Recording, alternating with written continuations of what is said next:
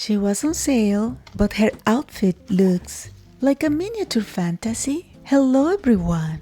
Welcome to Sophisticated DIY. In today's video, I'm unboxing this 58 centimeters cat-made custom doll, and we are going to see if she lives up to the pictures. So let's go! I already own another version of this doll, and I'm completely in love with her. You know, she comes with the usual documentation. This is a small catalog that includes a little bit of the fabrication process and the different dolls they made. I have one already, but I want them all. Well, it's mainly the costume. You know, this is what I'm interested on, right? She comes as well with her birth certificate. That's so cute.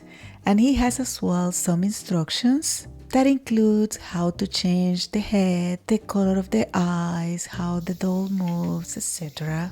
But what really matters is the wardrobe. Everything looks like it's all very well packaged. And look at that. Look at this face. It's so sweet, almost like a porcelain-like. My grandmother used to have a lot of lladro sculptures, and that sweetness reminds me of them. Of course, different. This is the tail. So cute. It has a bow, and now we have the stockings. I like the fabric. And here, this is the dress, I think. Yeah. And we have here a short bolero. It's so cute, so small. Let me see what we have here. Oh, that's an apron and some suspenders as well, I think. Yeah, like a belt. And this is a headwear, and it has ear cats. Oh, that's so cute. And it has bells because, of course, it's a cat, right? This is the underskirt. And now we will see if it's just a picture, but real quality here. Let's start with the dress. It has a lace up. It feels very soft, very nice, very well done. It has a lot of fabric. The bows are gorgeous. It is lined. Let me see how the dress fit on her. I'm gonna use that bobby pins to help me go through all those loops. This is a very clever idea because it looks great but makes the dress fit very well too. All those pieces came together in the same bag. These are the shoes. And it has the cleaning sponge too. I'm gonna remove the bralette so it looks more natural, right? If you were hearing some noise in the background, that's her stand being printed. Now I'm gonna put on the stockings. These are made from illusion tools. The illusion tools stretch very well, and they are finished with this cute little bow and pom-pom, like the cuff too. You know, these are the small details that make or break a doll fashion or any fashion. Now I'm gonna put on the crinoline. Ooh. Oh my goodness. Oh, this crinoline doesn't smell good at all. I don't understand because everything else is perfect, but that crinoline, wow. Okay, let's keep going. Now we'll have the apron. You know, the apron has the same motifs. It's pretty much the belt, the bows, the little panda that is present as well in other dolls. And now we are gonna go with the suspender. This detail is magnificent. It has the belt with some decorations, and then it has the straps, and the straps are finished with ruffles and lace. And now the bolero. No, I can't believe it. Now I realize that the bolero should be versed. Look at that detail. Like, I cannot even see well because I wear glasses. And it's so small and so well done.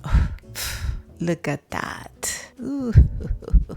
Now I can put back the straps and she's almost done. The shoes are very good with the theme. It's like a coquette style with the stars and the bow. It has the same navy blue, but I don't love them. But I'm not complaining either, right? She comes with her wig cap, which will help the wig to stay in place. The color of this wig is fantastic, phenomenal. It's a grayish with other colors, and then the tips pink. And now we have the final detail, the cat head wear and the tail. Now I'm finishing printing.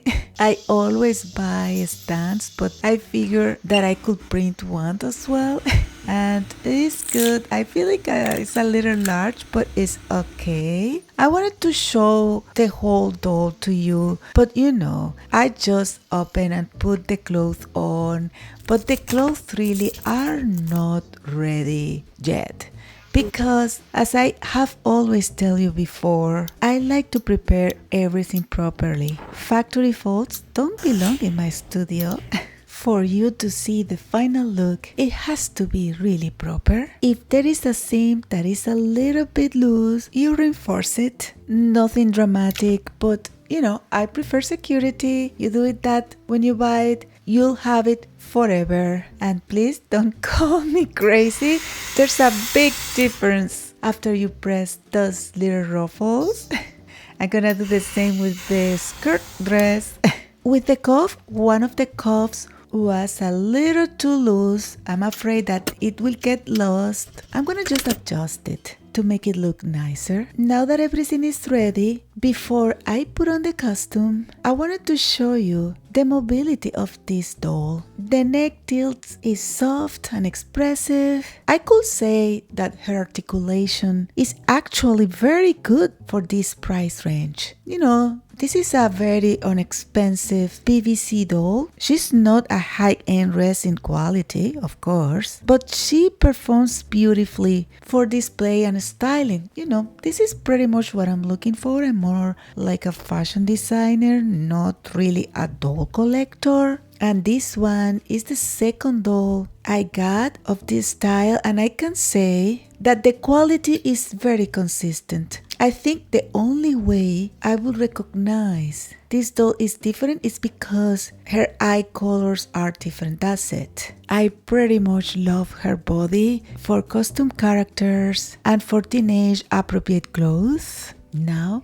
she feels complete. And here she is. With a little care, even an inexpensive doll can look exquisite. Sometimes it's not about the price, it's about the vision. Please let me know in the comments, would you keep her as she is? Or would you redesign the outfit completely?